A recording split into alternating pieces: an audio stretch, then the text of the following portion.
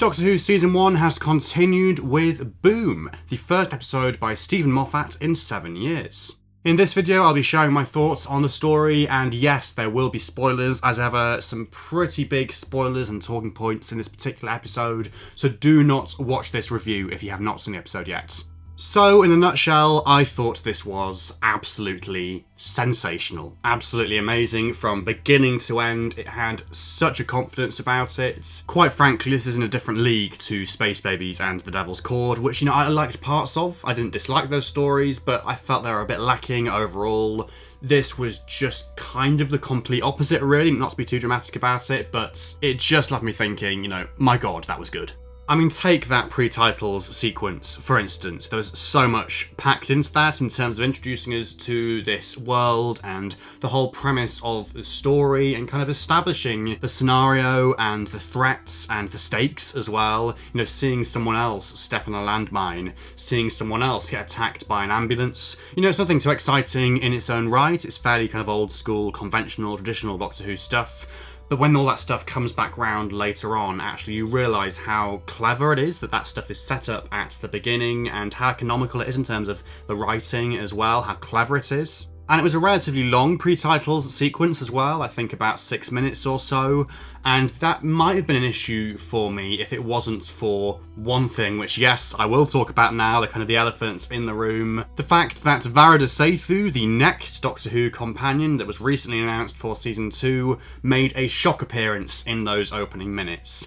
I was watching all this stuff, unfold with the soldiers and the back and forth there, in between the base and the battlefield, and thinking, oh yeah, okay, this is fine, this is okay. And then she showed up, and I was like, hang on a minute, is that who I think it is? And of course it was. I had no way of verifying it at the time. I didn't kind of bother checking my phone or anything, checking Twitter. I was fairly sure it was her, the first time I saw her, and then after, a few shots, a few scenes, I was like, yep, that is definitely her. What is going on here? What is this all about? My head was just spinning in this moment. And of course, once again, Stephen Moffat has introduced a new companion early via the back door, much like he did with Jenna Coleman in Asylum of the Daleks. I thought that was just absolutely inspired. And I've got to say, I've no idea what is going on here, whether this is the same character as the new companion, whether it's a kind of Freema Agyeman and Army of Ghosts type situation where they get someone in to do a guest part, it's a very small part in a story, and then immediately afterwards they're casting a new companion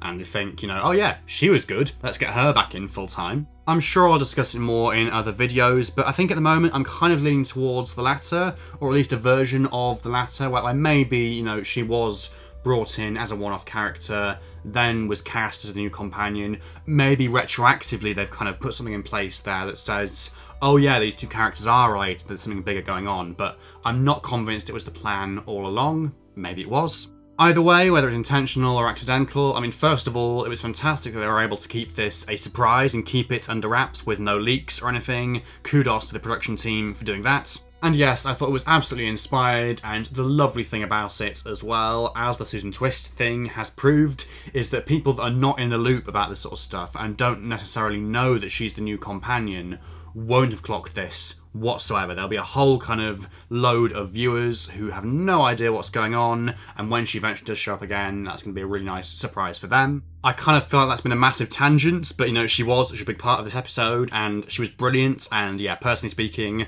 I cannot wait to see more of her again, whenever it is that we do see her again, who knows. But going back to the whole premise of the episode, the whole thing with the landmine, with the Doctor stepping on it, and the way that Moffat kind of worked with that in this story, again, I just thought it was absolutely brilliant. The way he kind of unpacked it, the way that the Doctor and Ruby kind of both realise in their own ways, at their own times, what is going on, and they have to kind of stay calm under pressure. It was very, very tense and suspenseful to watch that. You kind of felt your heart beating along with them as they were kind of reacting and responding to this situation. It felt very, very, very real and was really effective and really well done in that regard in terms of making you really believe what was going on.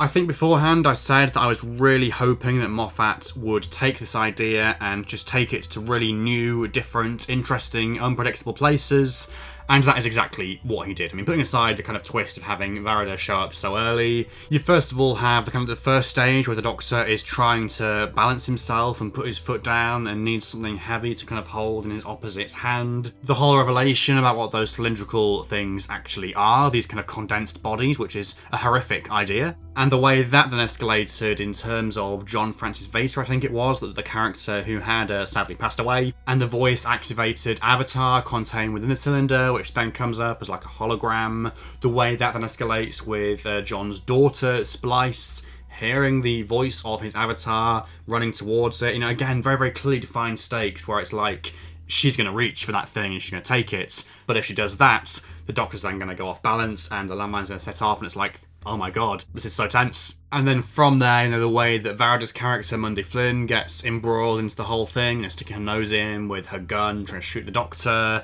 the whole thing with the ambulances, the whole thing with Ruby then needing to shoot Monday in order to distract the ambulances and get them away from the Doctor, and then that fantastic moment where everything goes pear-shaped, everything goes wrong, Monday's love interest, you know, comes onto the scene and misinterprets what's going on, and kind of in the moment, you know, thinks Ruby is the threat here and shoots her. Again, that was just so clever and so shocking, you know, having the companion die halfway through a story. I mean, oh my god. As well, it kind of put me in the mind of Moffat's recent drama Inside Man, which I discussed in my preview for this story. It does a very similar thing where you think you've got things worked out, you know, you think you know who is going to kill who, and then someone else comes in randomly and kind of blows all that out of the water and does something completely unpredictable, which throws everybody. Before I get on to how all this stuff was wrapped up and resolved, I would just like to talk as well about the way the Doctor and Ruby were written. I mean, particularly the Doctor. His dialogue was just electric. You could really tell that this was Moffat. You could really hear his voice coming through,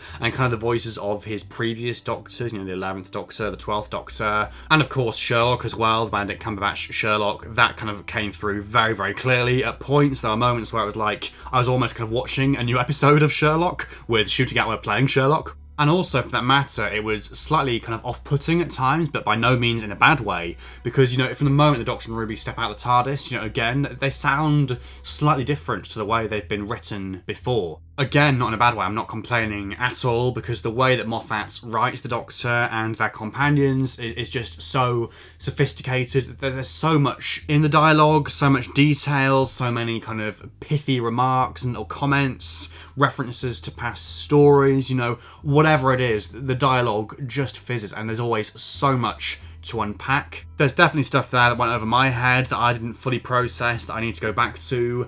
Things like the bit with the Skyboat song where the Doctor's talking about the meaning behind that song, the history of that song.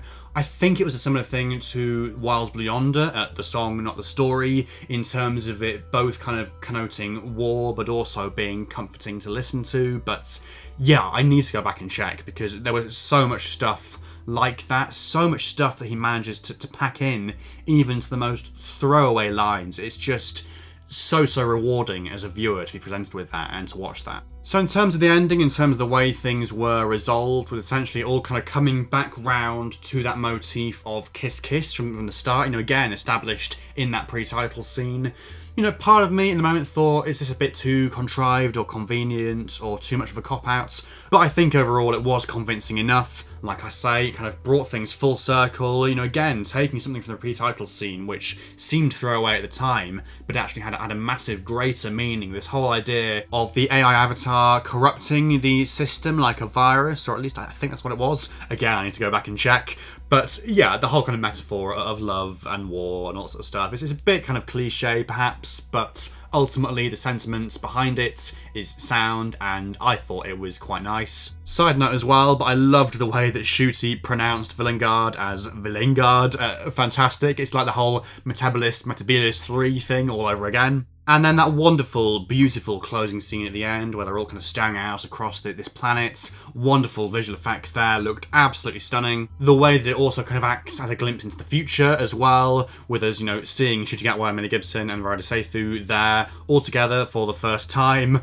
The way that we see Ncuti and Varada hug for the first time as well, surely not the last. The beautiful visuals, the beautiful dialogue from Moffat, you know, snow isn't snow until it falls, all that kind of stuff about it being defined by death. Again, slight variations of what we've heard from him before, but ultimately it works and is just the icing on the cake, so it was already a fantastic story. You know, even at the end, even once everything has been wrapped up and resolved, he does not let the ball drop. In summary, a phenomenal episode from beginning to end. I think it really does deserve to be classed as an instant classic. I think it's easily my favourite 15th Doctor story so far, and yeah, I've got nothing else to say apart from the fact that it was really, really good. What did you think of Boom? Be sure to let me know down in the comments below. If you've enjoyed this video, please do leave a like, and subscribe to the channel if you're new for more stuff like this in the future. But otherwise, until the next one, thank you so much for watching, and goodbye for now.